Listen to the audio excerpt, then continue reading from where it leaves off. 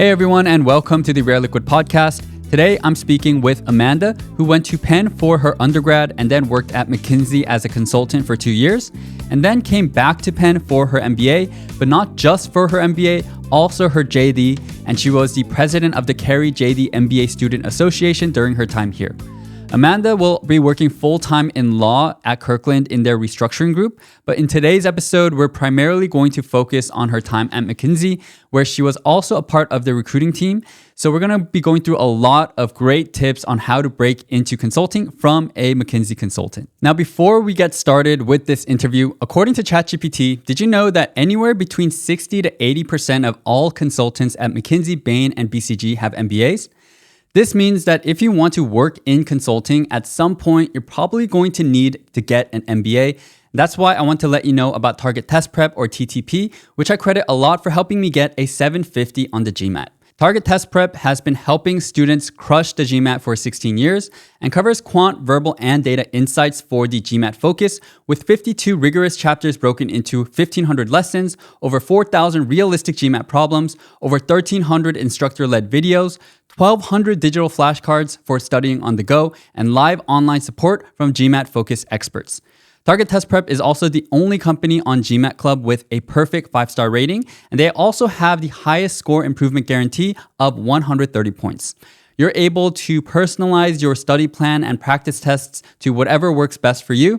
And if you're interested, you can check out TTP completely for free for 5 days using my link in this episode's description, and also get 15% off if you use my code rareliquid15.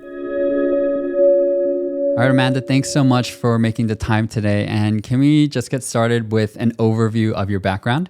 Yes, thanks for having me today. So I was born and raised in Long Island, New York. So that's about half hour outside of the city.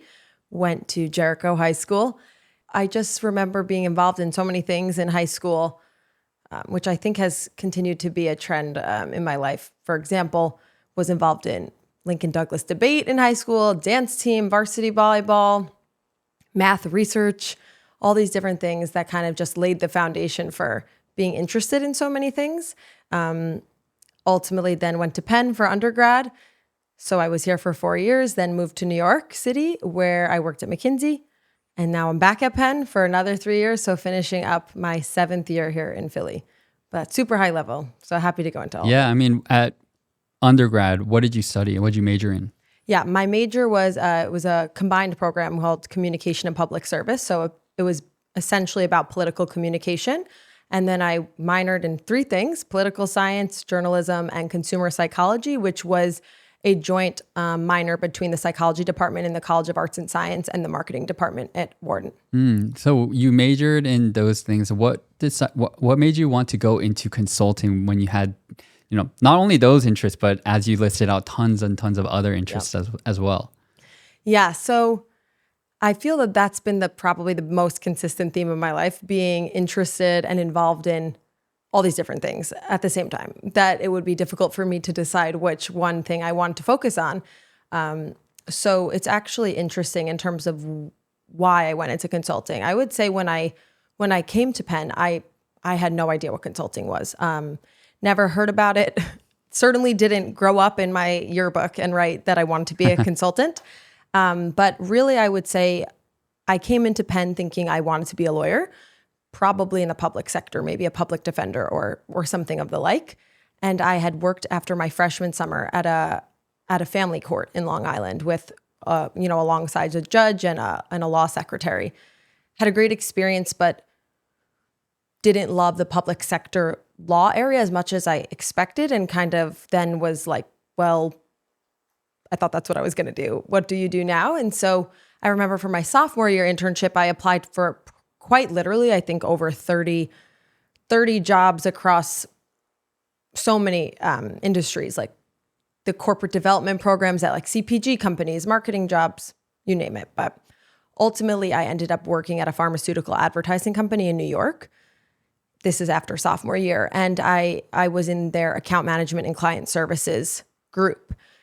So I really didn't love the advertising world for me, and I wasn't super passionate about pharmaceuticals, but I really did like the working with the clients. I got to work on some strategy projects for the clients. And so when I reflected on what I liked or didn't like about that summer, it sparked me to think about consulting, which it seemed like a large number of my classmates at Penn were going into. So I felt that I should learn a little bit more about it, because banking or consulting was, the thing to do, whether or not you were in the business school as an undergrad or not. So for me, it was really that sophomore summer internship, the reflecting on what were the things I liked about that job seemed to align with what I had preliminarily heard, at least, as to what consulting might be. So that's kind of where it all started. Got it. And you didn't mention this, but you are also not just doing an MBA here, but also a JD as well. So you are going to go into law after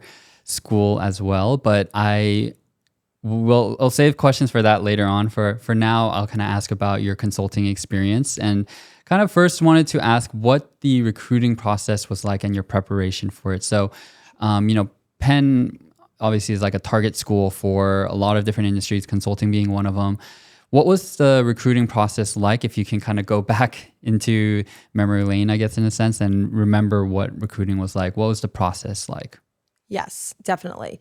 So it was, the opportunities came to me through the on-campus recruiting process. So that was pretty much exclusively the channel in which I recruited. So as you mentioned, being at Penn, these companies came to us. So I definitely recruited through the formal on-campus recruiting process.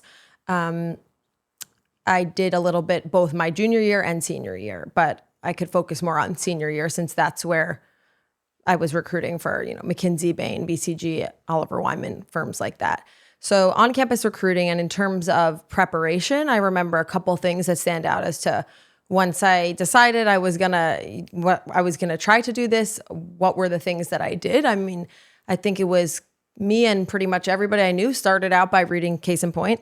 Was a helpful book to just learn about some of the frameworks, what any of this jargon meant. I hadn't heard some of the words before. So my first step in the prep process was reading that book.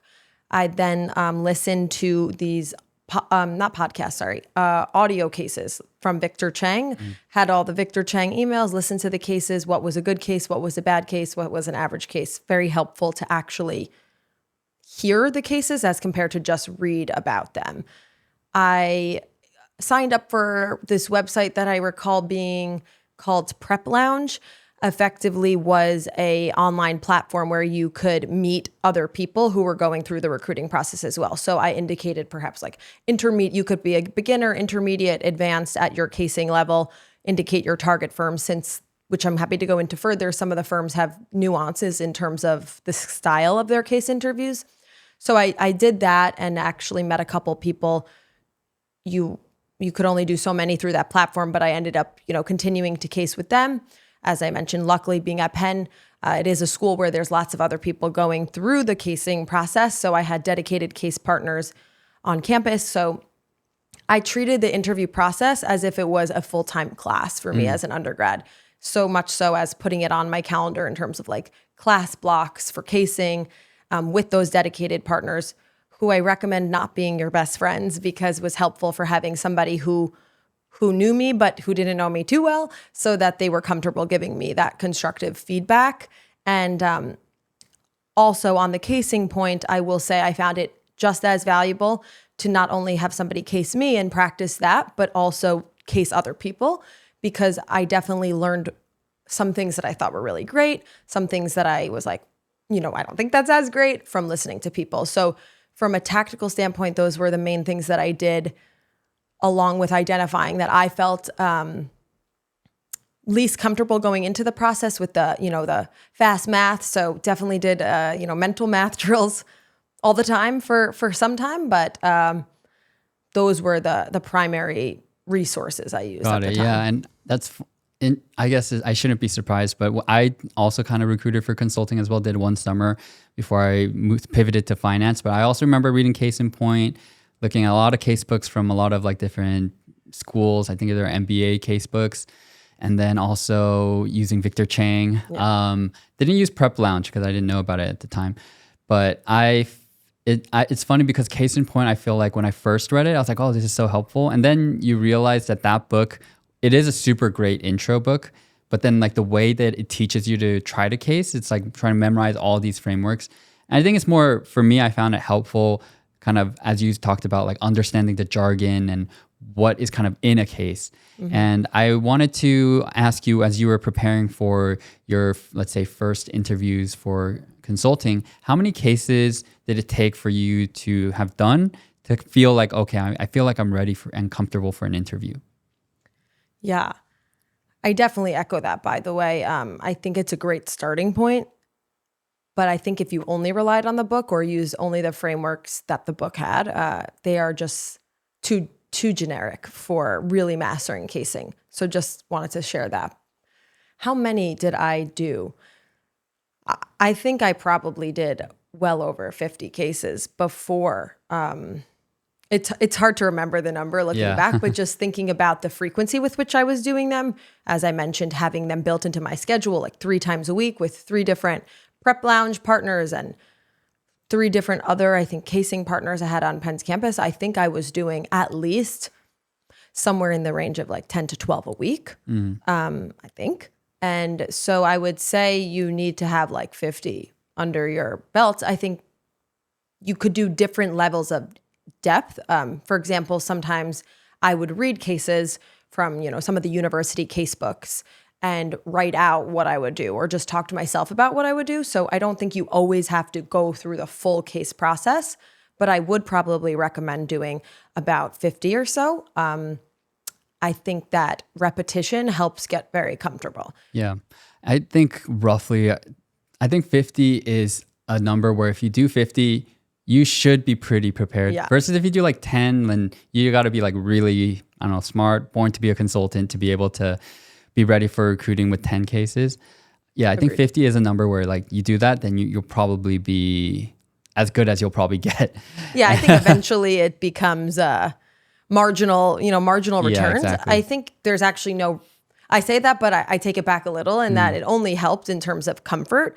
But I think it became clear after a certain point, once you've seen the different kinds of cases, there's a couple kinds of styles or types of business problems you'll be answering.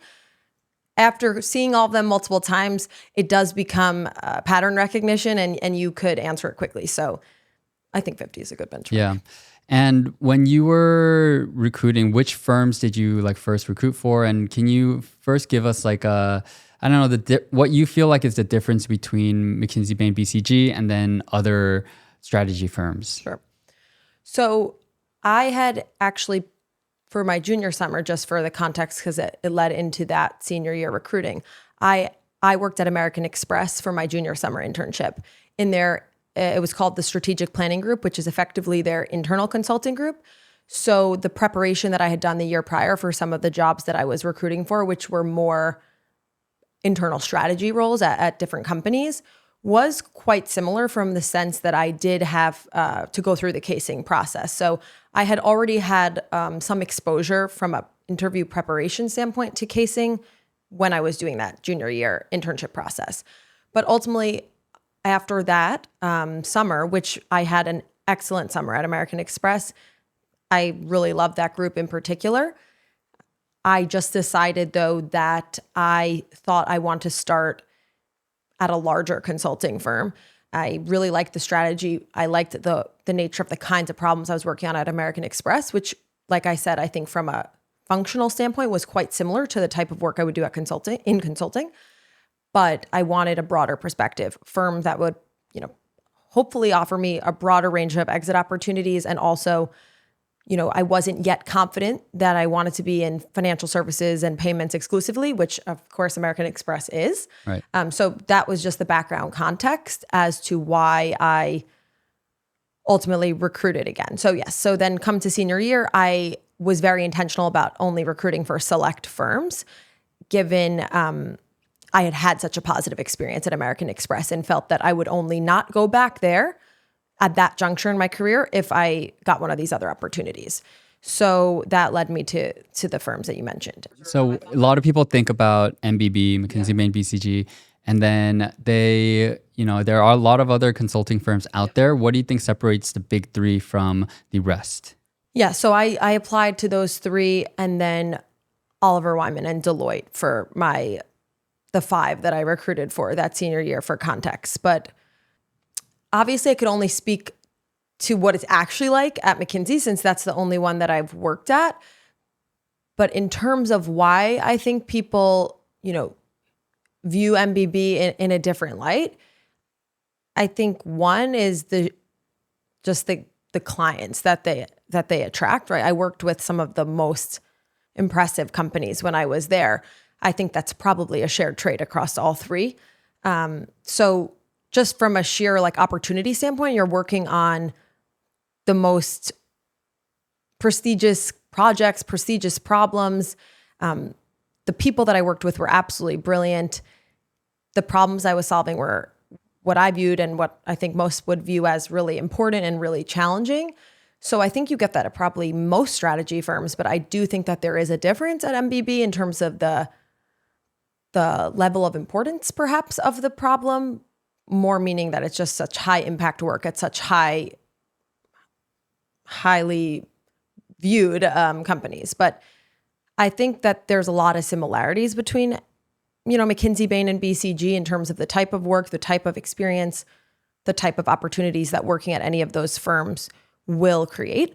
So I can't speak to the differences between them from that perspective, but I do think going through the interview process, there are some differences, not only in terms of how they interview, but just cultural or the people are a little different, which ultimately was one of the deciding factors for me in terms of when I was, assessing which firm I might be a good fit for. Got it. Which firms were you choosing between? Yeah, ultimately, for me, McKinsey was kind of the clear one when I went through, after going through the process. And that for a couple of reasons. Like I mentioned, those were the 5 that I interviewed with and applied for. But McKinsey's interview process is a bit different than the other ones in terms of actually the structure of the interview. For example, of course, all of them have cases, but first off, the McKinsey cases are what I think, if it's still called this, it would be like the structured case versus an unstructured case. And so I actually just enjoyed casing in that way more so from a tactical standpoint, but also McKinsey has a really unique emphasis on the personality fit and what they're looking for in terms of their employees, not just regarding casing skills. And so that was clear to me from quite early on in the interview process. And that was something that was really attractive to me in terms of a potential place of work. I felt that it was clear in their interview process that they value not only can you do these cases well, which is the assessment to translate to the tactical work, but are you the right personality fit? And I really felt just through that process, I really got to know the consultants that I interviewed with at McKinsey on a little bit more of a personal level than my experience was elsewhere. And so for me, of those firms, McKinsey seemed like a very good fit. And from my time working there, I think it was. And you had spent a lot of time, it seems, preparing for recruiting. You go through 50 cases or more, and then you finally get your offer. Like, how did it feel to finally get that offer? Do you remember where you were, what the day was like? I do remember. So I had mentioned that I worked at American Express. So I had an offer to return, which I was fortunate to have there, which had a deadline that was expiring, exploding, whatever the term might be. So I remember I was working against this deadline, and I had asked McKinsey originally if they could bump up my first round interview, because my first round interview with McKinsey was on a Wednesday, and my offer was going to be expiring on that same Friday for my other job offer. And basically they were like, no, we cannot. So I went to that first round interview, which was in the McKinsey Philadelphia office. And then I remember that night, I think I had an exam the next day or something. So I was at the Van Pelt Library on 34th and Walnut and was in one of these study rooms in the Lippincott Library. I remember late at night on that Wednesday, I remember getting a call. This is from the first round though, where they said, you've moved on to the final round. We are aware of your deadline. Yeah. So can you come tomorrow? And I was like, okay. So basically I had to go the next day to the office and did my final round, or not the next day, excuse me. I went on Friday for my final round interview from the morning. So it was like 9 to 12 or whatever it was. So I remember being at a hotel post after your final after a final interview, a final round interview on that Friday, which I had this other exploding offer at 5 p.m. And so I remember being in the hotel room after that Friday. So the first round was Wednesday, final round was a Friday. It was maybe around 2 p.m. or something. And I got a call from one of the senior partners that I had interviewed with. Might I add, the most challenging of the interviewers. He was definitely pushed me hard in that case interview. So I do remember getting that call, telling me I had the offer. And it was like an outer body experience, just because it was so much adrenaline, my experience in general, because I was under this crazy timeline and I really loved my job at Amex. And so I had kind of been like, I want this McKinsey job, or I think I'm gonna go back. So I was waiting for this 5 o'clock deadline. So it was a crazy experience because I was feeling so much adrenaline from like the clock ticking. It was 2 p.m. or 2 or 3 p.m. I had 2 hours left to make a decision. But I just remember feeling such a sigh of relief. I'm really proud. It was really challenging, the final round interview. I felt prepared for it, but I wouldn't say I did a perfect job. They were not my most perfect cases of all 50 whatever I had done. So you really can, or at least the way I am with all these things, you never know. I leave them. If I felt good, I don't know. If I felt bad, I don't know. So I was really unsure, but I felt so excited, so proud. And it was pretty clear to me right away when I got that call that I was going to accept the job. So I remember having to take the Amtrak back to Philly, calling everybody in my family, calling all these people. Yeah. So it was a very exciting time. I remember that. And I actually vividly remember the experience of signing my McKinsey offer. Gotcha. And it's funny because we had kind of opposite experiences in a sense. Like I remember for me, when I was recruiting for consulting, BCG was my dream firm and I went to the final rounds in LA. I remember like they weren't really calling me after the final round. And then at 9 p.m. they called and basically said I didn't get it. And I was like crushed then. But then I pivoted to banking recruiting and then ultimately kind of had, I didn't have like a hectic week like you, but I remember just getting that JPM offer, how excited I was. Yeah. And I think it's like hopefully with people watching these like interviews, these are able to help people basically have those kind of moments that you had where you finally get that offer, you call all your friends and have that really like great experience. But you mentioned something interesting during your recruiting process. You said the last partner like pushed you really hard. Yeah. And I wanted to kind of understand, give people a little bit of insight as to like when cases get really, really tough. Yeah. Like what does that look like? Yeah. I remember, I think, so my final round, there was 3 interviews. So I interviewed with 3 partners, 2 whom were senior partners and 1 who was a partner. So all really senior folks. And I remember 1, 2, and 3. The first one was like challenging, but on par with what I had done. Cases I prepped, I felt pretty good. It was like a very standard case that I had experienced before. The second one was a very interesting, then this is the final round. The first round was also what you would expect, cases in line with those that I had prepped for, specifically structured process, meaning the structured cases that McKinsey uses.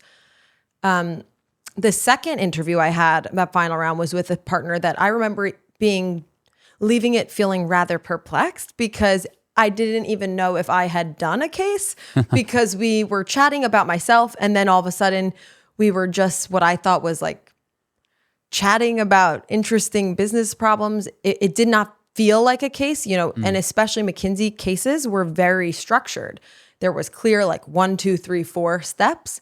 And that second interview I had that day was not that way. It was, I obviously realized I was being assessed because we were talking about numbers at some point. He was like doing one of these more like brain teaser kind of questions, but embedding with it, trying to get to know me. It was just kind of like a mosh pit of interesting brain teaser, personality questions, seeing how I would think about a business problem. So that one I remember being a little confused. Yeah. I really enjoyed the conversation, but I was not sure meaning when you exit and you give yourself a little bit of a, how do you think you did self-assessment? I was like, I'm not sure, because that didn't look like anything I had prepped for. So that was the second one. And then the third one is the one that I was referencing, and the senior partner who ultimately called me with that offer, is that I remember it being a really challenging quantitative question on that one. It started out, like a standard case. I gave my framework. I discussed what I thought would be important, felt good with it. The second question is normally a deep dive into one of those qualitative pieces. I felt pretty good with it. And then the third question was, a quantitative calculation. And I remember it, I can't remember what I was calculating at this point, but I do remember getting tripped up. And I remember freaking out internally in my head at that moment, because I was just like, you cannot mess up the math right now. Right. You need to get this right. And it was difficult. And even though it feels like you're taking 40 years, even if it's 2 minutes when you're like silently working, which, by the way, I recommend. It's better to take the 2 minutes if you need quietly than trying to rush through it in 30 seconds. But anyway, I say that to be remembering the fact that I think I got that calculation. No, I know that I got that calculation not 100% right. My number was wrong because he said that. He was like, no. And I was like, okay, well, let's rework this. I think I just did not show that I was thrown off. And he was just, some interviewers will be like, well, they're nice about it. And not that he wasn't nice about it, but he was very blunt that I was very wrong in terms of the number. So I think I just really rolled with it and was like, okay, let's go back into it and see what I got wrong and how we could fix it. And I just was not getting it right. But I think the process I had was right. So I would really recommend that. I was like anchoring on that I did feel confident, like I knew generally what I was supposed to do, but there was something I was missing. So I didn't get too flustered. I walked through that in quite a bit of detail.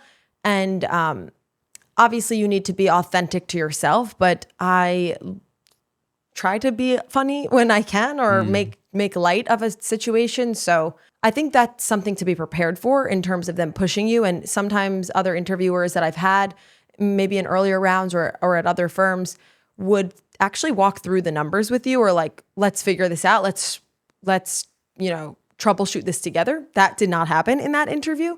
So I think he just really pushed me. And at that point, then maybe partially in jest, but partially in pushing me, then like when I got to the final recommendation, it was kind of like, well, how are you going to make a recommendation when you don't know the numbers? Yeah. And so I just felt like we were constantly discussing that I did not know the number. Okay. So well, it all worked out. It all worked out. Yeah. But that was one, which was an example, which is actually why I say to people, obviously you want to be right on the case. You want to do the math right. I don't know if I would have had the same outcome if I messed up every single mathematical question in every single case, but sometimes you do actually, not get the answer perfectly right. And I think, and I know because when he called me with the offer, he actually referenced how I handled him pushing me when I was clearly struggling, as a strength of that interview. So that worked out in my benefit, though it was stressful. Yeah. I could definitely. I think the math during cases, a lot of times there's a lot of zeros or decimals, and you can easily really, really get tripped up. And as you were talking about like this interview process, I could hear you bringing out some tips about cases. And so I think that'd be super valuable for people. I guess we can maybe go through some of the key components of a case. Sure. So you start off, you hear a prompt and it's about like some kind of business problem that a client in the past had been facing. And usually that consulting firm has actually worked on that project. Yep. They condense it into this case. So they give that to you, and then you usually take around, let's say 2 minutes to kind of like create a framework and stuff like that. When it comes to that beginning part of the case, do you have any tips for that? And then next we can kind of go into like digging into your framework and like the conclusion. Yeah. So I think my biggest advice on the framework piece goes to what we were alluding to before in terms of whether it be Case in Point or Victor Cheng or whatever resource one chooses. I think a big downfall, and I will add that when I was at McKinsey, I actually did a brief internal rotation in the recruiting as a recruiting representative. I don't remember the exact title, but where I specifically was like assigned to recruiting for a short stint, helping lead the McKinsey case prep sessions. And then I also actually conducted the interviews then. So I've been through the interview process as somebody who got the job and then actually gave McKinsey interviews for first round. So I feel like I've seen these cases a lot at this point. So on the side of when I interviewed, as I could see what the biggest downfall would be, it's clear that some people like learn these frameworks, meaning, okay, this is a profitability problem. And then they have pulled the profitability framework from Case in Point to a T, or you name the business problem or the resource, and it's the exact framework you would see. And of course, profitability is a clear problem that has very clear components. So rather than breaking it down, for example, saying we're going to look at revenues and costs, like I always urge people to go one step deeper. So meaning if you are looking at, let's just say, a case that's about profitability for a car parts manufacturer, let's just say, adjust the framework, the words you use, the titles of your sections to be specific to the context in which that case is. So in this case, and that doesn't require you to have knowledge about the car parts manufacturing. I certainly do not still, or never did, and probably never will. But simple things like changing the titles or using words that are specifically alluded to in the case prompt themselves, or just would be something that you would foresee being more pertinent to this context would be my main recommendation on the framework piece. I do think these resources prepare you well in terms of the types of buckets you could go into.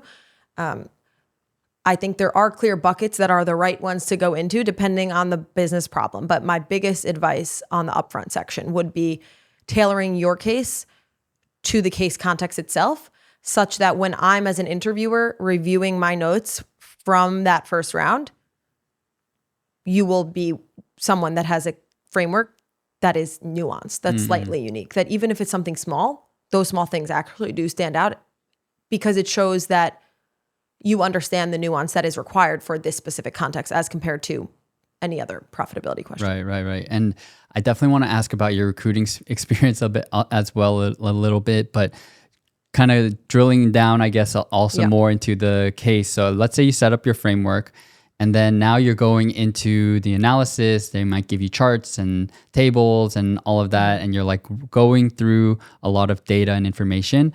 What tips do you have for that part? The framework process, that advice that I just gave, or just that first step, would be the same across your McKinsey interview, your BCG interview, your Bain interview. I think the second step is where it gets a little different also for the firms. For example, at Bain, which was an unstructured case, I would give my framework and then I would identify, okay, I think this cost bucket is what is likely driving the problem that you alluded to, and I'd like to dig deeper into this. And sometimes you're right, sometimes you're wrong, sometimes your interviewer will guide you in a different direction, and sometimes whether or not you're right or wrong, your interviewer will just let you go to see what you were doing. So I just want to point out that that would be one kind of experience you might have, whereas at McKinsey, you're going to give because those cases are structured, they have a specific thing that they want you to focus on. So you will lay out your framework, you'll talk at a higher level, and then rather than you leading the interviewer, your interviewer will say something along the lines of, great job, I would like to talk more about X. So note that there are those nuances, and I think that they do pose different opportunities and challenges on both sides.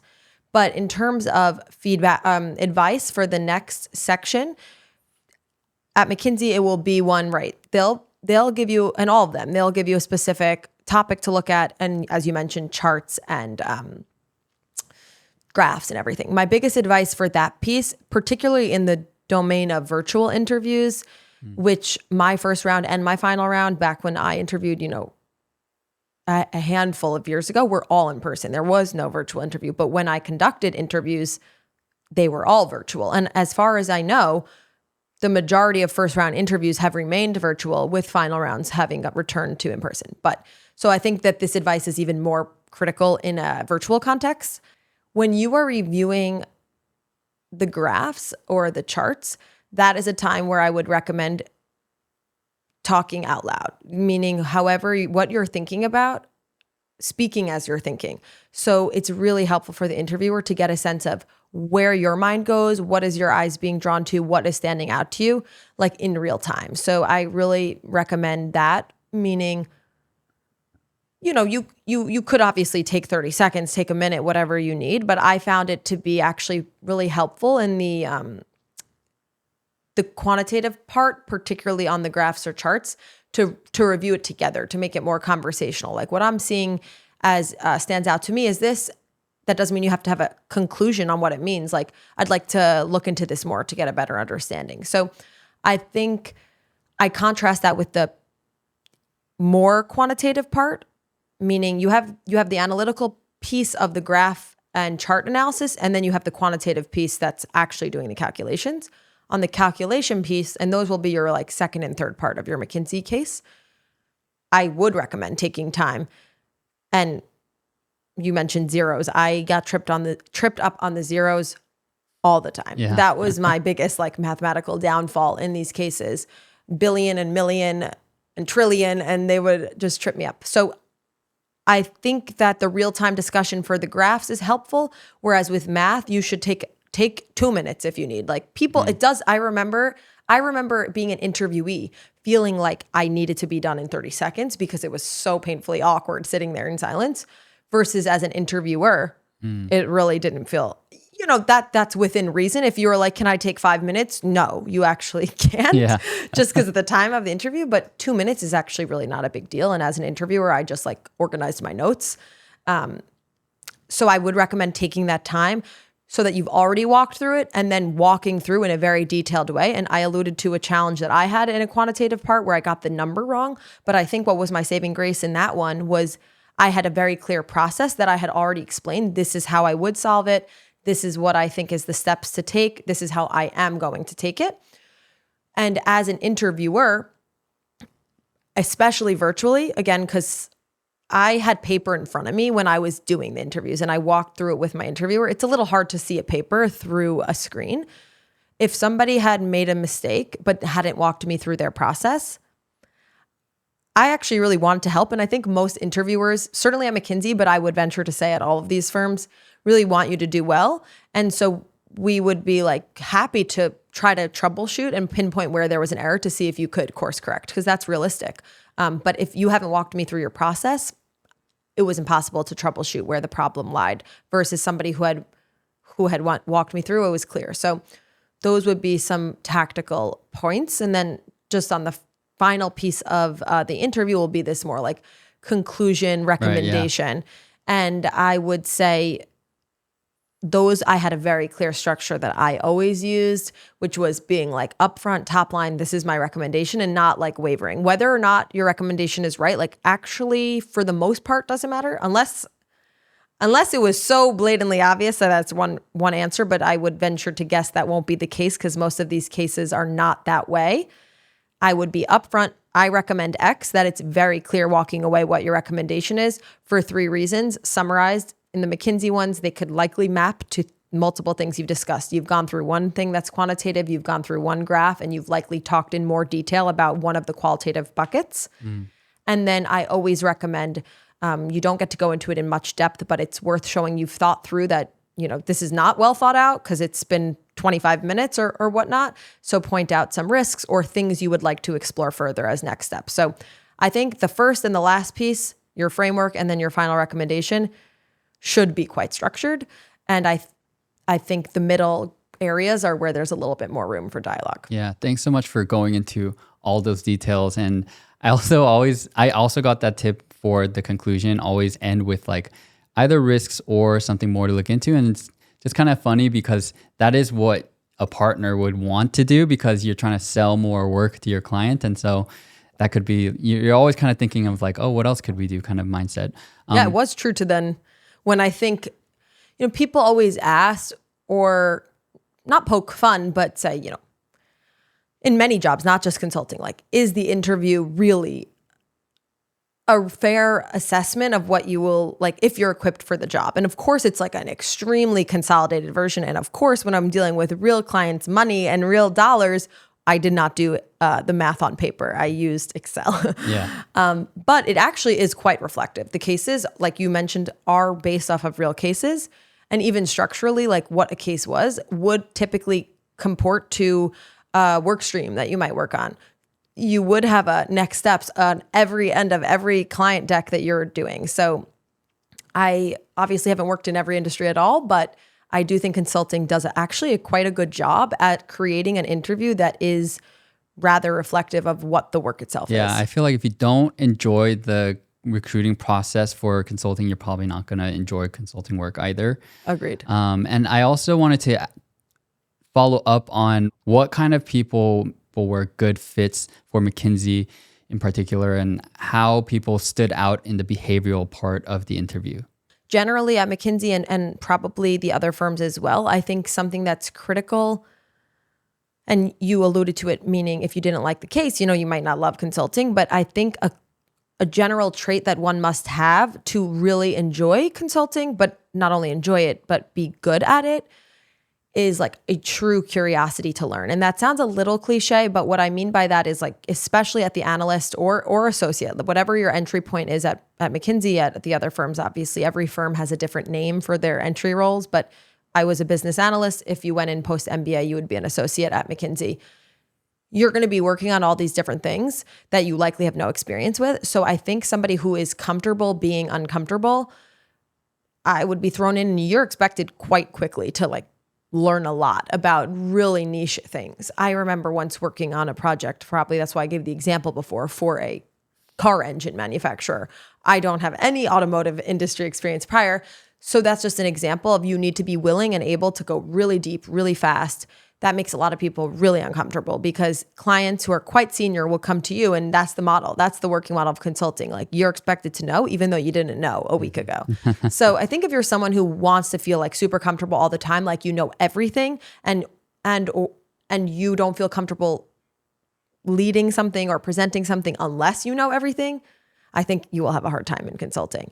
So I think if that doesn't excite you, if learning all these new things stresses you out, or if it makes you feel like that's not the kind of expertise you want, I think that's the one thing that you're not going to be assessed in the interview for, that I would really urge people to, like, look inside themselves and think about if that working environment, because that's definitely true to your experience at McKinsey and any firm. And the one other thing I will say in terms of the fit piece,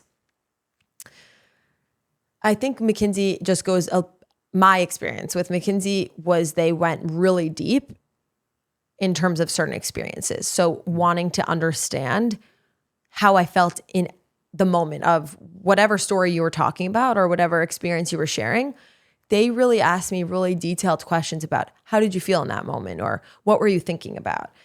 Walk me through how you decided to take the action that you just described, in a level of depth that, quite honestly, I don't think I had experienced in any interview before, which is something to be prepared for. But also, when I mentioned previously, I felt that I got to know my McKinsey interviewers in a way that was different than I had with others, because it was conversational. Like, if I said something personal that sparked my interviewer, we, like, shared that with one another.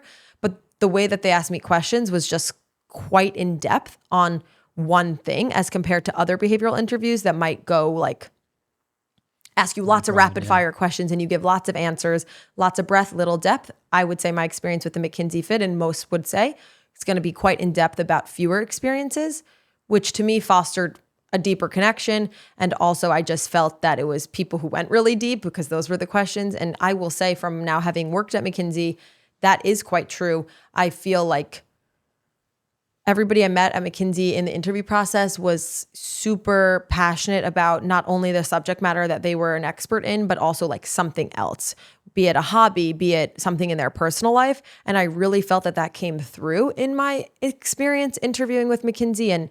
And for me, that was one of the distinguishing parts of, I think, the way that they conduct their interview process, and just generally one of the reasons why I felt McKinsey was the right fit for me. Though again, I haven't worked at Bain or BCG, and I'm sure had I had, I would think that they were the right fit for me too. Hey guys, hope you're enjoying this interview so far. In case you clicked on this episode because, like Amanda, you're thinking of getting an MBA, I wanted to let you know about a product I built called Liquid MBA, which is designed to help you get into your dream school. The course provides advice for all aspects of the MBA application process, gives you access to a library of admitted essays for each school, and also provides super detailed school-specific advice covering things like student life, academics, clubs, leadership opportunities, essay advice, and even 30 secrets for each MBA program. We have a 24-hour free trial and a no-risk money-back guarantee if you don't get into at least one MBA program. And we also provide lifetime access to our Discord community where you can connect with peers and get additional support from me and my team. Admissions consultants often charge $400 to $700 per hour, which is crazy to me. And so for the price of a 1-hour call with a consultant, you can get everything I discussed and a whole lot more. So I really am trying to make Liquid MBA a really good deal and a no-brainer. And so if this sounds of interest to you, check us out at liquidmba.com, and I'll also leave a link to the website in this episode's description. On that note, I'm sure you have a lot of friends who worked at Bain and BCG and McKinsey. Yes. So do you think that there are, and they each also kind of have their stereotypes kind of, from what I understand, like McKinsey is kind of for type A-ish type people who kind of gung-ho, very smart and hardworking. There's like an upper out culture. And then for Bain, it's a little bit more, people say fratty, and then BCG a little bit more intellectual. I don't know. But do you think like those stereotypes are fair, or is there any other way you would kind of separate McKinsey, Bain, and BCG? And I will also add that I do think that there can be people that can go to any of these three. Yeah. You know, so like I feel like you kind of get molded by the culture almost, as opposed to, but there is some, I think, the sense of like you selecting who you like as well. Yeah, I think that is true. And I think I'm one of those people. And that's why I said, I think, hindsight 2020, right? I worked at McKinsey, so I'm putting myself as to why McKinsey was the right place for me. I think I could come up with that story for whichever firm I would have worked for. So a couple of things. I think broadly, those are fair characterizations from the peers that I know at the firms and the reputations that I know. I think there tends to be more parallels between McKinsey and BCG, I will say, than Bain. Bain does have that quote unquote frattier reputation.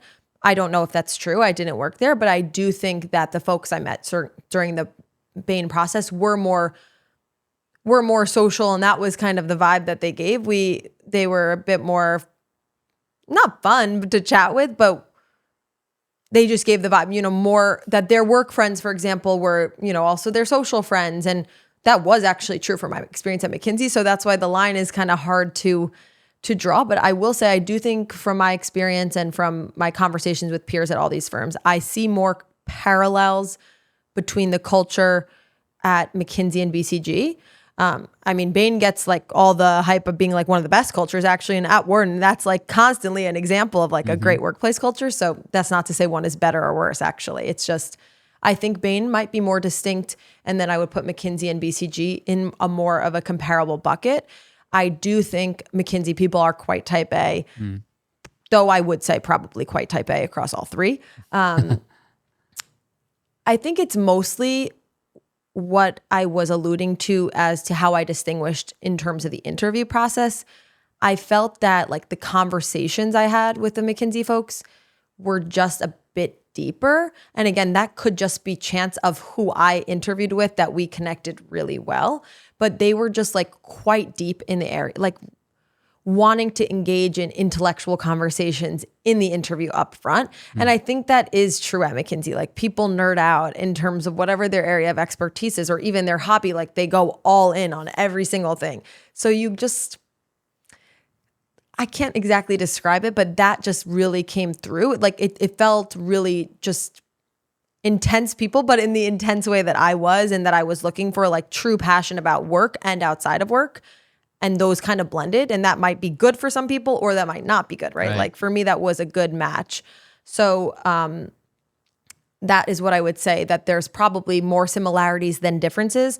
I will add a big difference at the time was Bain was more leading in terms of localized staffing, right? Like there was nuances at the time when I was interviewing that would drive you to Bain that would maybe be more attractive than McKinsey. For example, if you moved to New York, you were more likely to be on a New York project at Bain than you were at McKinsey, though I know that they have since shifted. And McKinsey is also doing more localized models. So I think the nuances are actually lessening, though culturally there are some differences.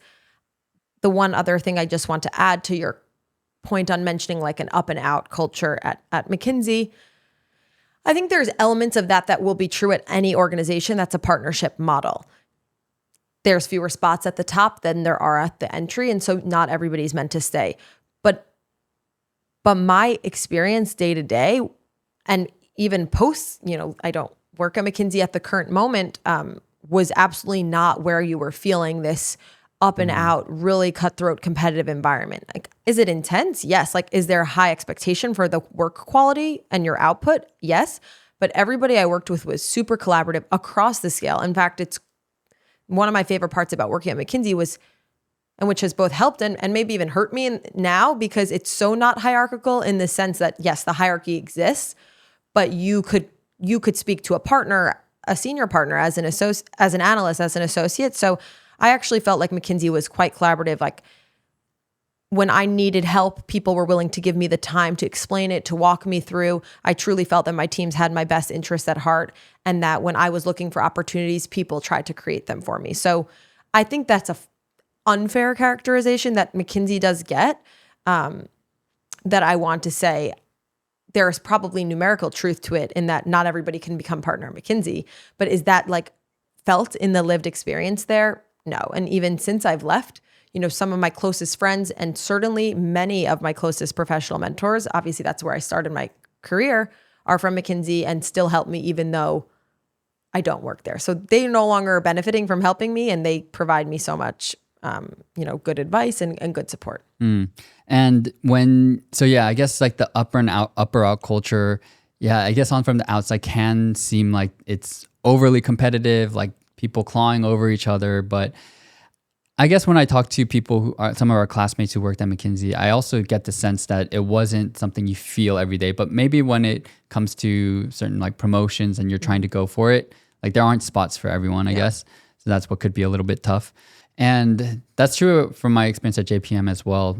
Although I do want to actually ask for a clarification for when it's up or out for JPM, when you are an executive director and trying to become a managing director, which is like a partner, you can stay as an executive director for many, many years. And it could take, the shortest is probably, I think maybe 2 years or 3 years.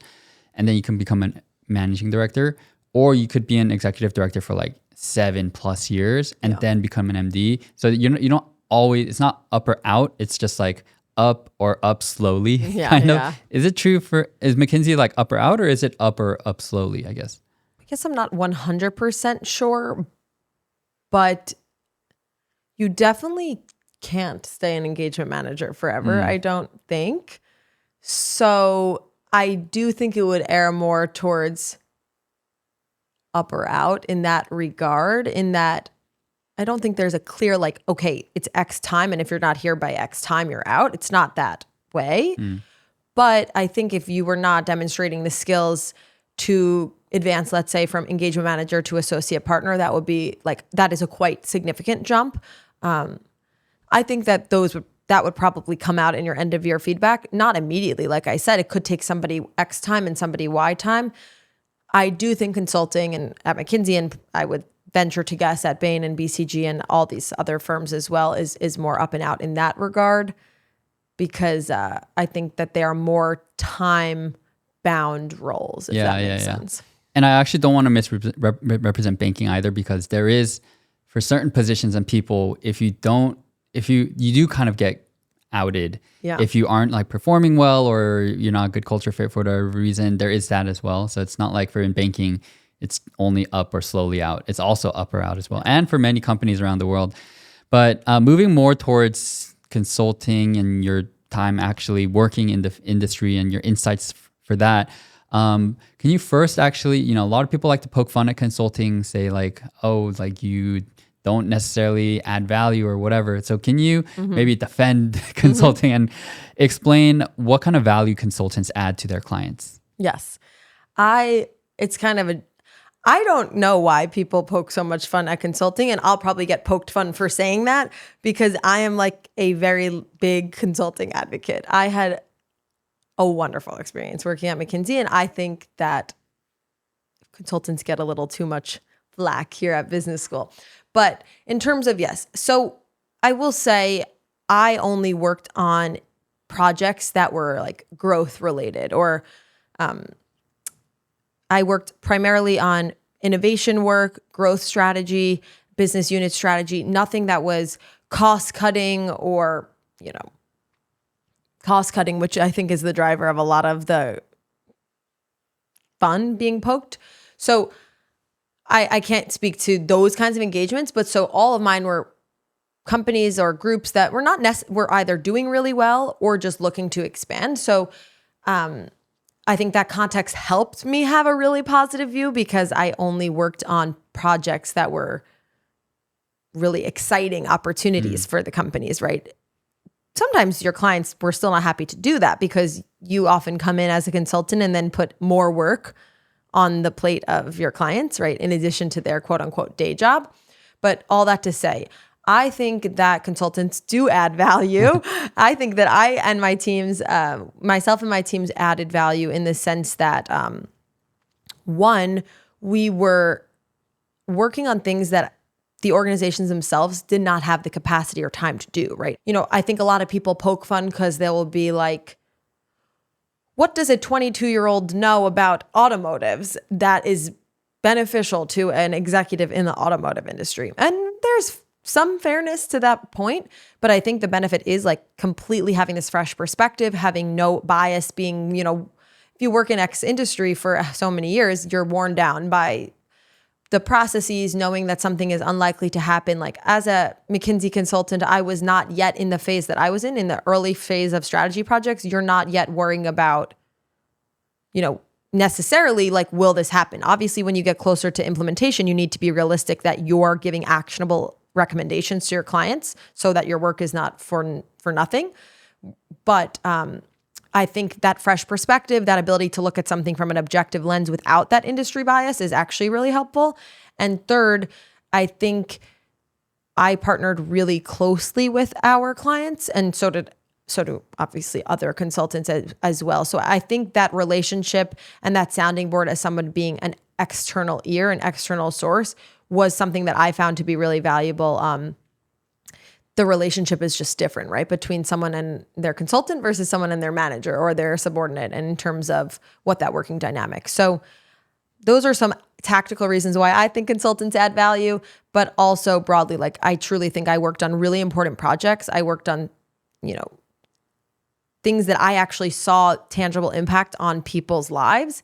And for me, that was enough to see that I was having meaningful impact, and not only on like bottom line for organizations, but truly like providing better service, providing better products, all things which were some of the driving reasons why I wanted to go into consulting in the first place. Yeah. And for your second point, I think that is all of them are important, but the second one in particular, what I wanted to comment on is that when you think about the companies that really disrupt an industry, they're typically the ones that come in from a fresh new perspective where they don't necessarily follow just like what the industry does. Because I think a lot of times people intuitively might think the incumbents in an industry know what's best, they can kind of innovate, but they're usually so bogged down in their own, thoughts or like traditions, etc., that it can be hard for them to actually innovate.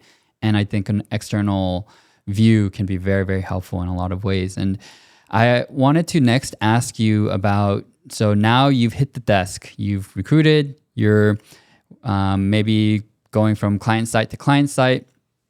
And can you just kind of walk us through one of the projects that you worked on? You mentioned that you felt like you created a lot of tangible outcome, or you created a tangible outcome for a lot of people throughout the work that you did. So can you walk us through one of like maybe your favorite projects?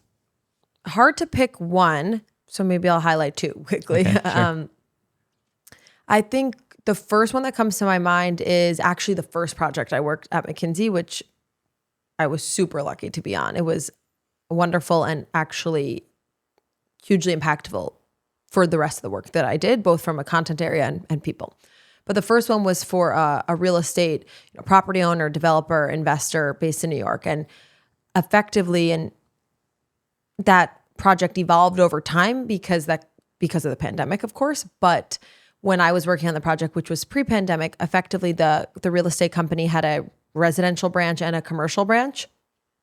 And it was part of the McKinsey LEAP practice, which in simple terms is effectively their digital business building practice. So you'll come into organizations with an interdisciplinary team. So I was like the strategy and operations consultant. There would be a data scientist, there would be a software engineer, there'd be a UX designer. So we were a team that was across the board from a capability standpoint. But what we were doing there was, I was on the residential team. So we were looking to improve, tenant experience. So basically, the team was developing an app that would be rolled out at the residential properties for this specific real estate company. And it was multidimensional in that one aspect of what we were doing and what my role was to figure out what were the services that residents would most want or would improve residents' living experiences most through that app. For example, something I worked with was developing partnerships with furniture rental companies, since some of the properties we were looking at were people who were more short-term residents as compared to someone who might be living for many years. So we would work to get partnerships on the app, to get, help in integrating that into the app. That would be just one example. But I got to go to the properties themselves, got to actually interview residents in terms of what they liked about the app, actually do user testing, how we could, and then I would relay that back to our app developing team to improve the features on the app, improve the functionality of the app. There was another element that we actually hired customer experience representatives whose full-time job was working at the property to be sort of an intermediary between the technical product that we were building and the actual customer service that was being delivered on to the residents. So one of my roles as well was to actually define what the role was for this customer experience offer. What are the services they are going to do? What is the expectation for the kind of service they would deliver to the residents, and things of that nature. So I highlight that as one of my favorites because it felt super tangible in that I was actually interacting with the residents who were the direct recipients of the product and services that we were working on. It was a really unique group at McKinsey, and I did other work in the LEAP practice across real estate and then mostly wealth and asset management because you were actually building a product. So I think when you said before, sometimes consultants get like poked fun at, what are you even doing? Like this group was actually creating products or developing apps, actually creating new jobs and defining what they were. So I thought that was like an unbelievable experience to have a real thing you were working on. And, I hadn't had exposure previously, and nor did I actually expect to come into McKinsey and work so closely with data scientists, software engineers, but that was a wonderful experience. So that is one of my all-time favorites that I would highlight. And then the second one I would highlight, which was one of my most challenging, but one that I then spent quite a bit of time in that space and probably my most rewarding and it goes to your point on sometimes it being harder for traditional institutions to then, progress forward, would be for a large investment bank, specifically in their wealth management division. So we were working on an engagement that was about just improving their service offerings across all wealth bands. And we were essentially trying to assess, what is their service delivery model for each of those and should it change? I was responsible for the ultra high net worth segment, which was by a large margin the key driver of the monetary success in that specific wealth management group. So it was a very high stakes project because the ultra high net worth was the driver of their wealth management division. And another challenge was, a large part of that project would have been there was twofold approach. One aspect was understanding, customers. So what were the needs from a wealth management standpoint of customers who are in such significant high wealth bands? And then secondly, from an advisor standpoint, to be a wealth manager for ultra high net worth segment requires quite different skill sets, experiences, connections than it does in a mass affluent. So I was working on the ultra high net worth. One of the biggest parts of that engagement was doing this deep competitive assessment to understand what were peer banks and peer financial institutions, family offices, what were other financial institutions offering for this kind of customer base, to then see where there was gaps in the offering for the bank that I was working for.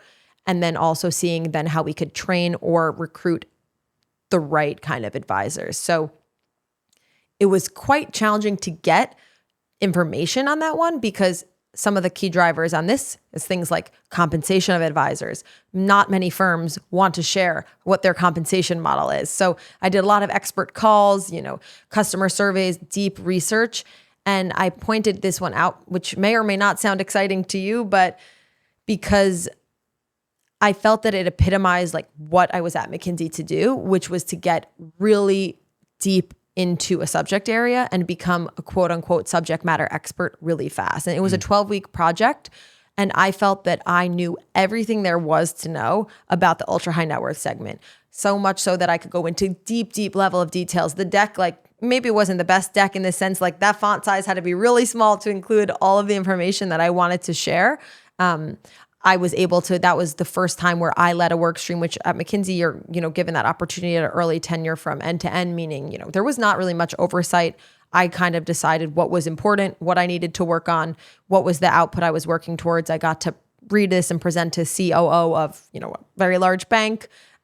So it was just a super rewarding experience where I also learned a tremendous amount. And you're jumping across different projects anyways, maybe as short as a few weeks to as long as I've heard a year plus. Yeah. But typically maybe 3 to 6 months per project or engagement. And for you, when did you start to feel comfortable as a consultant? Mm-hmm. This is your first job out of college. And so how long does it take really to feel comfortable? Yeah. Yeah. I was mostly on projects in the 2 to 5 or so month range. I would say I did not specialize. I was on the generalist path, but I pretty quickly started doing similar types of work. So I did a lot of real estate and a lot of wealth and asset management, as well as payments work, mostly driven by the fact I really liked who I was working with. So I kept working with them, which happened to be work in the same industry. So I think that contributed to getting more comfortable quicker, because I did then start seeing repeat patterns, repeat understanding of industry, industry nuance. I think 9 months or so, though, is a good range. The first 6 months is a whirlwind. You're doing things you don't know. Certainly, McKinsey has a very specific way of working that you need to learn how to do. I think 9 months is when I start feeling like I understood what the job was. I had then maybe been on my third engagement, and now maybe was my first time doubling down in a second real estate project or a second wealth and asset management project. So I could then tap into knowledge that I had already had. So I think the 9 to 12 month range is when you're I understand this. I know how to figure out something if I don't understand it, and I could do this job. Yeah, that's important. And you kind of talked about, as you were responding to this, McKinsey has a specific way of doing things. What does that mean in terms of because we talked a lot about the case part and how McKinsey is very specific there. What is the specific way that McKinsey consultants work? Yeah. So I think from a process structure standpoint, McKinsey has that down pat. For example, in a day-to-day, my teams, we would have our morning check-in where we would each lay out our priorities for the day. What is it that we were looking to accomplish for the day? Where were there areas where we knew we would need to tap into somebody to help us? And, if there's something we wanted to live problem solve. Circled back to later in the day, your checkout, you kind of check back on, did I accomplish the things I said? If not, why? And where are there gaps that I still need somebody on this team to help me or to figure out a resource? And or if you're going to get something done that evening before the next morning check-in, identifying what that is. So I think that kind of structured way of working, then in addition to that, problem solving sessions. You'll have different iterations of that throughout the day. You might have it like these live one-off ones with your working team. Then there's ones where the partner comes in and that requires a level of formality that is absent when the partner is not there in terms of your deck review. And then in terms of what that presentation has to look like if a client is in the room, or if it's a client readout.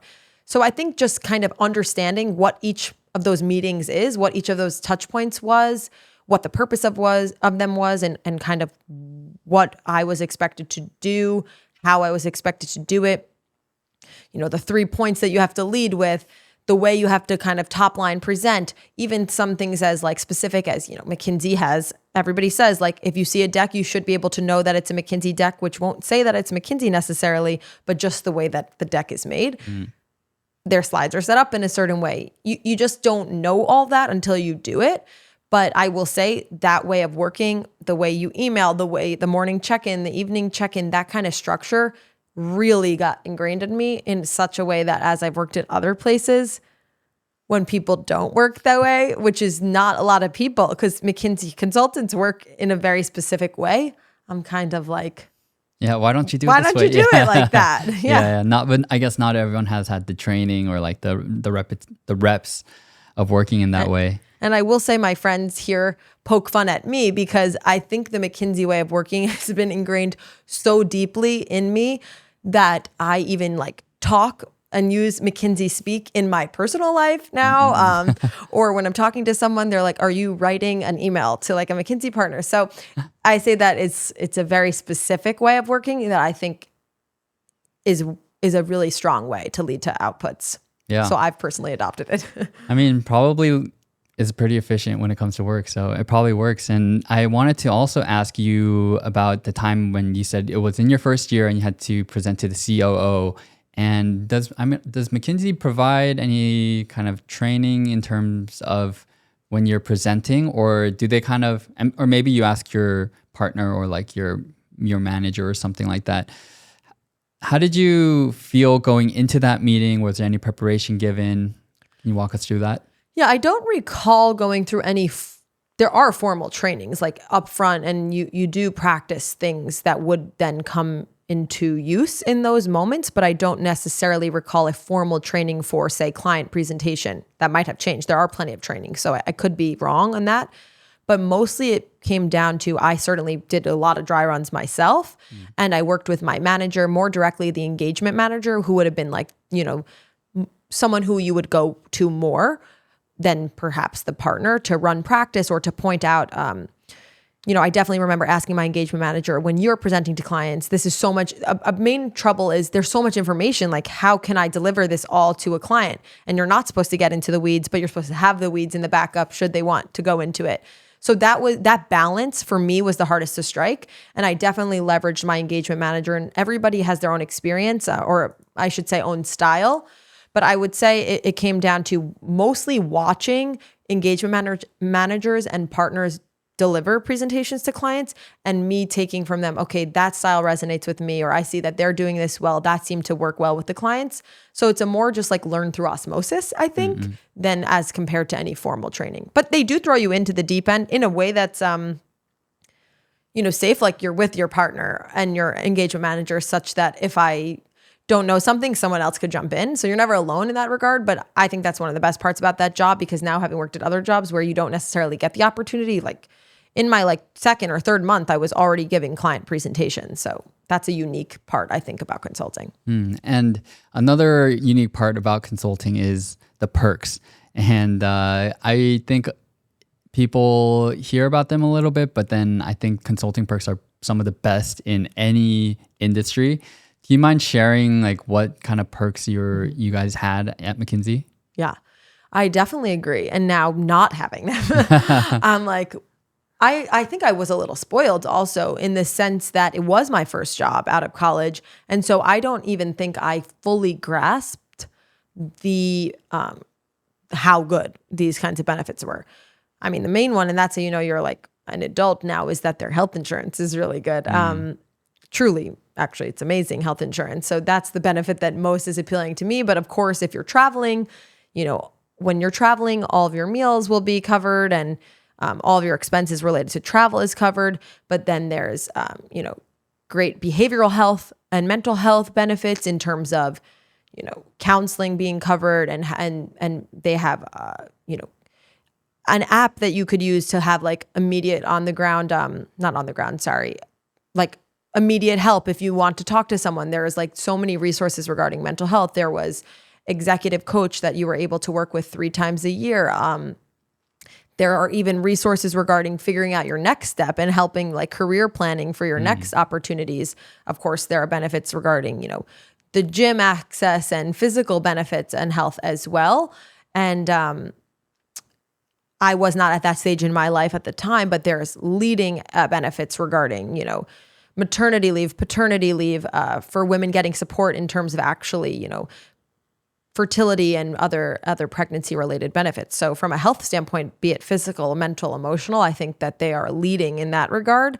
And then of course there's lots of fun things like, food in the office and meals and team bonding exercises and activities. We did a lot of team events while I was there that were some of my favorite memories. And throughout all of these experiences, I'm sure there were a lot of like skills you picked up and lessons that you learned.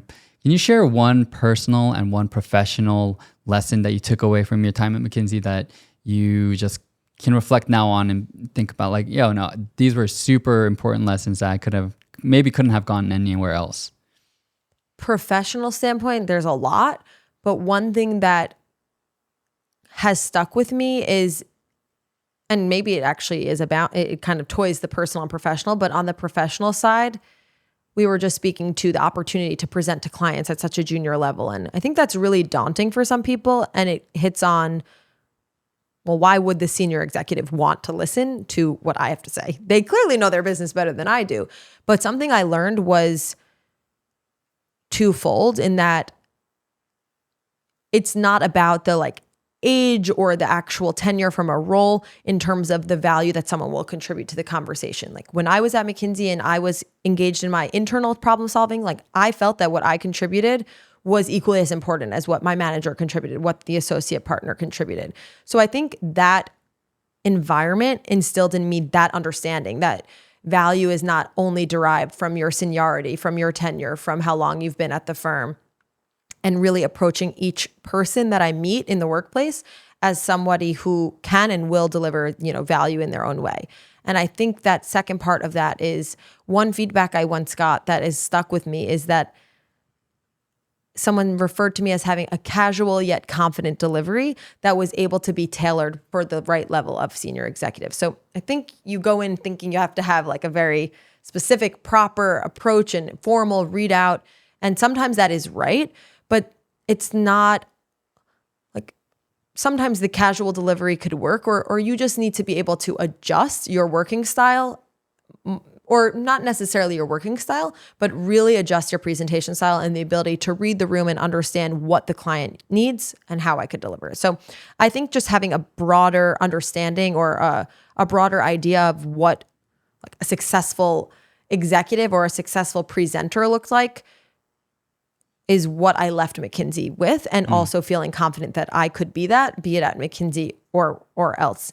And I think that ties into the personal learning in that, I worked with people who were similar to me, personality and background, and others who were so different in terms of where they were from, what their upbringing was, the kinds of experiences they had in college and prior to college. And so I think it just, further ingrained a lesson that I had always been taught and lived, but really just as much as I can, it's important for me to interact with people different than myself and really learn as much as I can, soak up as much as I can through osmosis, again, I say, from people's experiences. So working at McKinsey gave me that chance to do so. And that's something like as I've gone to business school, as I've gone to law school, I really take it upon myself to kind of befriend people who are just not carbon copies of myself and really try to learn what I can from them, and then also share what I have learned through my life as well.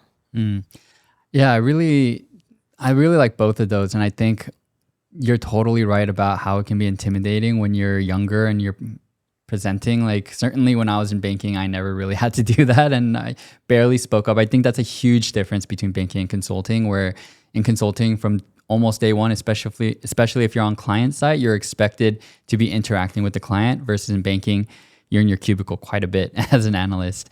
And I wanted to also ask you if you were to give advice to when you first started consulting, is there any advice that you would want to give yourself? And this is for the people who are interested in consulting, maybe starting consulting soon. What would you tell yourself or / them? Yeah, I think the biggest advice I would give, which is somewhat contradictory to each other, is like I mentioned that I ultimately ended up doing the work I did because of the people that I worked with. I got really lucky on the first matter that I was put on, or engagement. Matter is the word used now in law. So like at McKinsey, it was engagements. At law firms, it's matters. But the first engagement I worked on, I loved the people and I ended up working with them. And when I couldn't work with them because they didn't have an opportunity when I was up for staffing, they connected me with people that they thought I would like working with. So I think that is actually the way to be most successful at McKinsey and at a law firm, at any organization. Like find people you like working with. Unless you are so driven by a clear passion for an area, then you should pursue that. I didn't go in with that need to do one type of thing. So I let the opportunity just come and then really foster those relationships deeply. So for me, that was really valuable. And I strongly recommend, finding the people you like working as early as you can. I was lucky that was from my first engagement and really developing those relationships because they have provided me so much benefit at McKinsey and beyond. The point that I will say in a contrast to that would be to be more like, I'm not sure I was so intentional going in, meaning like I want to get X experiences across these industries or this kind of function. I don't think that I did that so much in a really detailed way. And I think that was fine. When I leave it, I have had all the experiences I had hoped to have. But I think if there are certain things that you want to do, be it an industry, be it a function, be it whatever it might be, spend some real good time before you start your job to think about what it is. Communicate that at McKinsey. You have a professional development manager. Communicate that to your formal and your informal mentors and ensure that you're like tracking against that. So for me, the most important the most important thing I did was prioritize my relationships. And I think that should be the driver. With the contrary being, if you know that there are certain things you want to do, hold yourself accountable. And the only way to do that would be by being intentional before you start, because you could get very swept up once you're there. And this sounds cool. This opportunity, you're too busy. So that would probably be what I would say. Got it. I think that is super helpful advice almost for any industry, actually. Definitely. It's very important to be working with the right people you like, and being intentional about where exactly you're going and the projects you're working on, and etc. And now I want to ask about your transition to law, because you actually mentioned very early on in this interview, you said that you were interested in law in college, and then you did consulting. Yep. What made you decide to go back into law? Yeah. So I had come into Penn, like I said, with that intention, and then, went on this whole career journey that we've kind of walked through. I was all over the place. But really, my eyes were open to these business opportunities that I hadn't thought about and really ended up enjoying.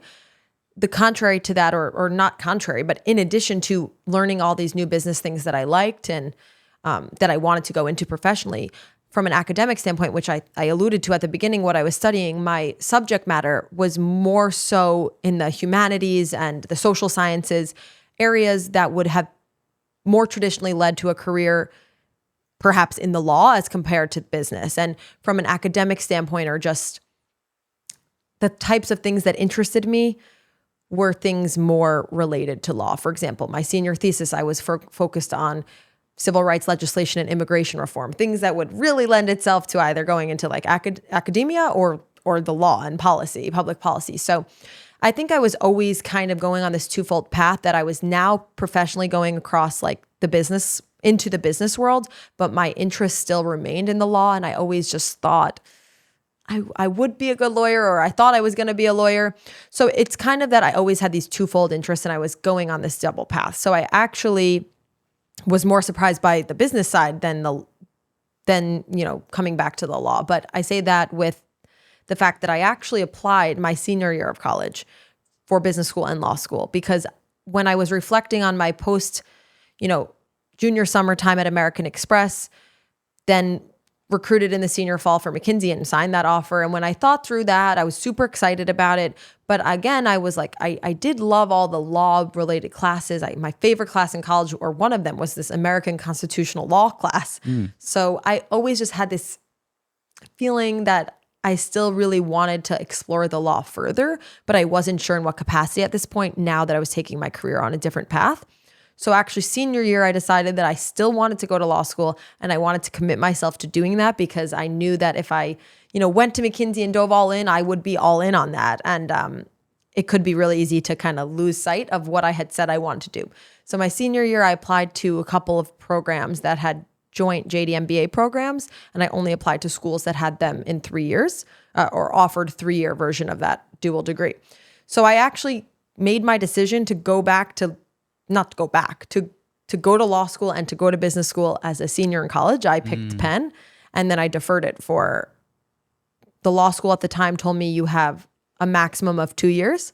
And the business school said you have to defer for a minimum of 2 years. So I said, I'm going to go to McKinsey for 2 years then. And that's ultimately what I did. So I went into McKinsey, not sure if when I would come back, or if.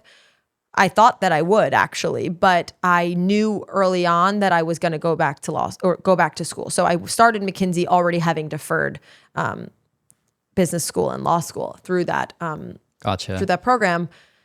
But I came into that then when I came back to school, I knew that I wanted to use this time in school from a professional standpoint to explore law opportunities, because for me, at this juncture in my career, I had decided I either was going to go back to McKinsey, because I absolutely loved my time at McKinsey, and really strongly, even until the fall when I was making my job decision for this next year, I really strongly considered going back to McKinsey till like the very, very end. But I knew that I wanted to use my time in grad school to lean heavier into the law side. Yeah, so you interned at Cravath, and you, yes, how was that experience? Because you were, as you were mentioning, considering going back to McKinsey. What was it about working in law that you really enjoyed? Yeah, I had an amazing experience this summer at Cravath. Cravath is a very unique firm compared to other law firms, just in terms of their operating model and including as a summer associate. So I was paired specifically with, you're paired specifically with one partner whom you work with for the summer. So all your work comes from primarily that partner. So I got really lucky that I had an excellent partner who I worked with, who was the head of the banking and credit group, which was the group that I was a part of. He also co-led the financial restructuring and reorganization group, which I'll get into in a little bit. That's something I also got to experience while I was there, but I learned a lot. I was working on things like debt financings, amendments to credit agreements, different term loan facilities. I got to do research for Chapter 11s and file proof of claims for bankruptcy matters. So I did a lot of things. I did some internal work for the Office of the General Counsel at Cravath, got to work on an amazing pro bono matter for an arts education nonprofit. So did a lot of work that spanned a lot of things. So the main thing for my summer is, some law firms are known to like wine and dine their summer associates and it to be just a super fun summer. And I did have a super fun summer at Cravath. All the summer associate events, I did get wine and dined, but I also actually worked, which was part of the driver of me going to Cravath in the first place. I really wanted my summer to be reflective as much as possible of what the job would be. And I wanted to have a real experience to that, which Cravath gave me. So I learned a tremendous amount. It was a really unique work experience because, in McKinsey and consulting, you have this 80-20, bring it up a notch to have this executive level comms, like specifically in law and the group that I was in, like you needed to get deep into the weeds of these credit agreements. There was no 80-20. You needed to know 100% all the small nuance, small little words would make the difference. And you were not, the icons on the slide was not what I was working on. So tactically, I learned a lot of law and things that I just didn't know or hadn't done before. I also learned like just how different, being a lawyer is than being a consultant. And I did have a really wonderful experience. Everybody I worked with at Cravath was brilliant lawyers and were just excellent at what they did. So you had such a great experience at Cravath. What made you want to not go back though and go to Kirkland instead, which is where you're going next year? Yes. So I am going to be at Kirkland and Ellis in their restructuring group in New York in the fall. And how I ultimately made that decision is I mentioned I was primarily in the banking and credit group at Cravath, but I also got to spend some of my summer working in their financial restructuring and reorganization group, which is their restructuring group. And when I reflected on my summer, I did really like what I was doing and I had a great experience. But I would say after a couple of weeks in the bank with the banking group work, obviously there are totally unique nuances, complexities that are transaction specific, but you're looking at the same types of transactions over and over, looking at the same types of credit agreements over and over. And after the initial first few weeks where everything was brand new to me, and by no means am I an expert at that at all, but it just was not energizing me. I was not finding it as intellectually stimulating, which was the feeling I always felt at McKinsey. And that was really what I was looking for when I went into big law for that summer. I always felt that excitement, that curiosity when I was at McKinsey, and I want to see if I could feel that, in big law. And for me, the banking work was just not providing that. But the work that I did in restructuring and the bankruptcy matters felt the most akin to consulting. And what I say there is it's a bit more strategic of a legal problem. So each company is going through its own bankruptcy, has its own unique context, its own challenges. And I found the questions being asked, it was a little bit more what do we do? Which is kind of exactly what I was doing at McKinsey, just with a different perspective being underpinned by the law. So I really enjoyed the engagements and the matters that I worked on most in the restructuring group.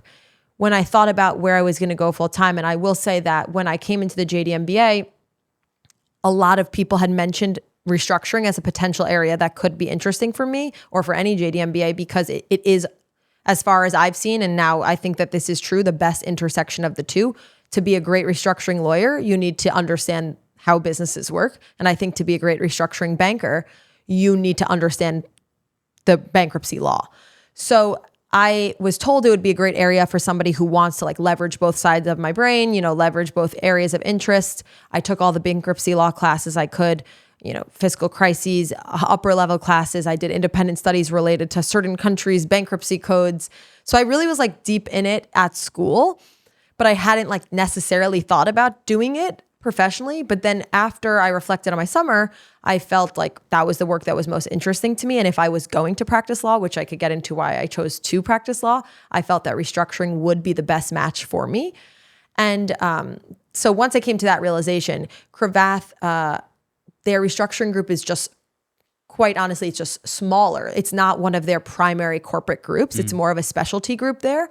And they are representing creditors a lot, and I wanted to represent the companies and be on the debtor side. And Kirkland has just the biggest and best restructuring practice specifically for debtor side representation. And I decided if I'm going to do law, I'm going to do restructuring, and I want to do it at the place that's best for that. And that is Kirkland. And that's kind of how one thing led to the next. And that's how I'm ending up there. Okay, got it. And based on this conversation, I think you're going to crush it as a restructuring lawyer. So, thank you. And yeah, you have consulting experience, you know businesses overall well.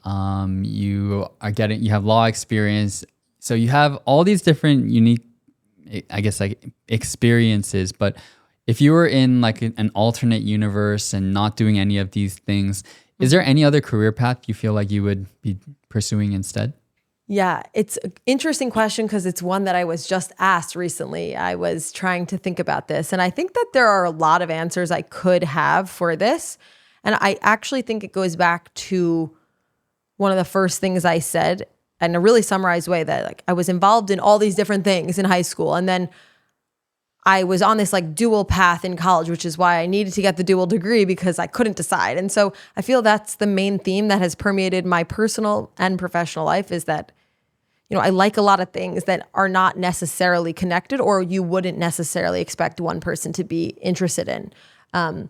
So I think there could be a lot of alternate paths. I'll say first, I don't necessarily think the path that I'm going on is the one that I'll stay. So maybe the alternate paths will come to be. But if I had to actually pick a super different path in this alternate universe, my answer is that I would be an editor at a publishing house.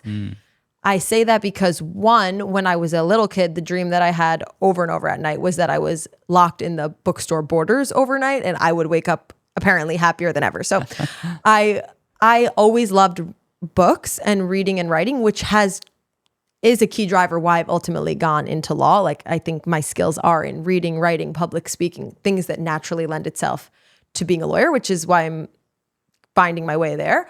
But I just love reading. I love books. I love stories. So I think when I read a book, you do find typos in books. And I read books and I have a pen, even if I'm reading for leisure, and I like circle if I see an error in the book. So I think I have like a really critical eye that it would be very good for an editor role, which I think my training at a law firm will actually help me quite well for. But also I just love storytelling and I love the process of like seeing something in its draft form and then come to life. I think that was something I was able to get in consulting, something I'm hopefully able to get as a lawyer. And, but books would be more interesting. So I think I would actually love to be an editor at a publishing house. It's very hard to get. I don't really know the compensation if it will track with my compensation goals per se, but I would absolutely love that job. Yeah, I mean, I'm sure you could eventually do it if you really wanted to, but maybe when you've like saved up a bunch of money or something, if you want to be financially responsible or whatever. Yes, I do. But yeah. Since you mentioned books, is there one that you may have read about business, or if not, or if you could just name a book that you've read over the past like 5 years that you really enjoyed, or just basically a recent book? I'm in a book club here in business school with some of my peers. And so one of our recent books I'll highlight because it was most recent was Lessons in Chemistry, which is probably on like Good Morning America book club list or Oprah, Reese's, on all those book club lists. But it was about a female chemist, and then ultimately some challenges she faced in the sciences as a woman, and then what she went on to do. I won't spoil the book, but it's on Apple TV now, a show as well. And so cool. I really enjoyed that book. But I could share more recommendations after. Yeah, I mean, afterwards, I would love to know what else, because after I graduate from school in a few weeks, I definitely want to start reading a lot more. But we've covered so much today, and I want to just ask one final question as kind of like a fun one, which is, in the past, let's say 5 to 10 years, is there anything significant that you've changed your mind on? I feel like there's lots of things that I have changed my mind on. I think actually it's just as a general matter, something that I want to always aspire to continue to be and do is being open-minded to changing my mind. So I think I probably actually have changed my mind on a lot of things and hopefully will continue to on things that are worth changing my mind. But if I had to say one general thing that comes to mind, especially in light of this conversation we just had, was I feel that I have always been somebody who needed to have a plan, very specific plan, 3 to 5 year plans. You know, in high school, you're preparing for college. In college, I wanted to work at McKinsey, basically. Then I applied into the program. I said I deferred it, so I knew what I was doing for 2 years. Then I knew what I was doing for 3 years. Then I knew what I was doing for 2 years. And maybe it's a function of just the point that I'm entering now in my life and my career, or also like the reflections I've had really actually over the last 12 months through business school mostly, is I don't think these 5-year plans are not only not suitable, but not even doable anymore. And I felt this intense pressure, like when I was young student and then fresh out of college, that if I didn't have this detailed plan, like I would not accomplish what I wanted. I think maybe it's a function of the fact that I have been fortunate to have accomplished what I have wanted up until this point, and I don't necessarily know what the next thing that I want to accomplish is after this next gig. But I think my former self would have been freaked out by the fact that I didn't know what the next thing I want to accomplish, because I think I pride myself on, or I know I pride myself on being someone who can execute on a plan. So if I know what I want to do, then I try to do it. So I changed my mind on the need to have a 5-year plan, because I said that was always a necessity to have a 5-year plan at all times, to adjust your 5-year plan so it's reflective of the next 5 years and to always have it. I think that at a certain point, the planning is actually not helpful.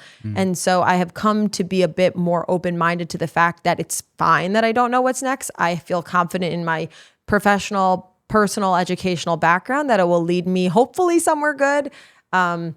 So I am nervous for this next phase because I don't know what's next after it, but I have changed my mind to the fact that you could plan everything to a T, plan how it will go well, plan what you do when it goes not so well, and all of that, and just see what happens a little bit and reassess when it feels like the time is right. Yeah, well, I have no doubts that you're going to crush whatever you decide to do next based on this conversation. So I think we'll end it on that note. And thanks so much, Amanda. You shared so many great insights about consulting and at the end about law and just about life throughout the entire conversation. So thanks so much for your time. Thank you so much for having me. All right, so that concludes the episode. Hope you all enjoyed and learned a lot about what life is like at McKinsey and how to break into consulting. As a friendly reminder, if you're thinking of applying for an MBA, be sure to check out TTP for GMAT prep and also my course Liquid MBA if you need help with getting into your dream school. With that said, thank you all so much as always for tuning in and hope to catch you all in the next episode.